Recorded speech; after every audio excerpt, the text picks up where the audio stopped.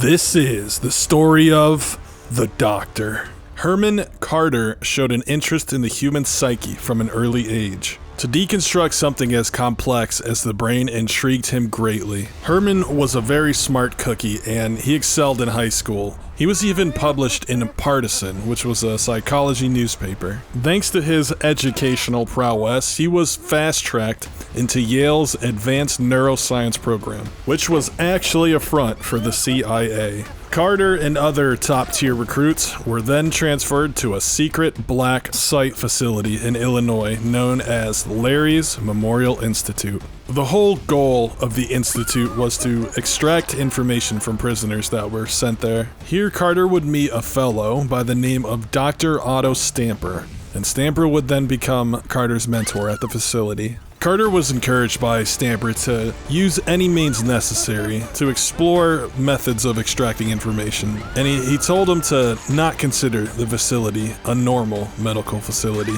Carter was unsupervised, there were no rules, and he was just left to his own means. So Carter took this freedom and began working on a project. The project was called Project Awakening, and he described it as experimental interrogation. He was using what he called electroshock therapy to get the information they wanted from these prisoners. The project was approved, and no one knocked on Carter's door. Over time, the facility became a place of horrific and bizarre torture. There was screaming and moaning just filling the corridor outside his lab, but as long as the enemy was kept at bay, no one batted an eye. And over the years, Carter became known as the Doctor.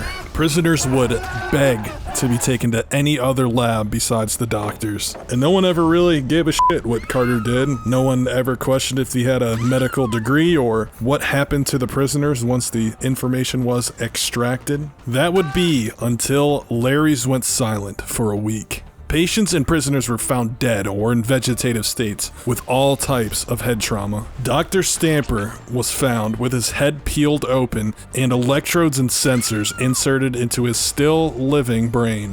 Herman the Doctor Carter was not found, but his research paper suggests that he had been using prisoners as part of awful electroshock therapy experiments to search for the panacea of mind control. The government didn't want to know. The black site was condemned and all knowledge of the LERY'S Memorial Institute redacted forever.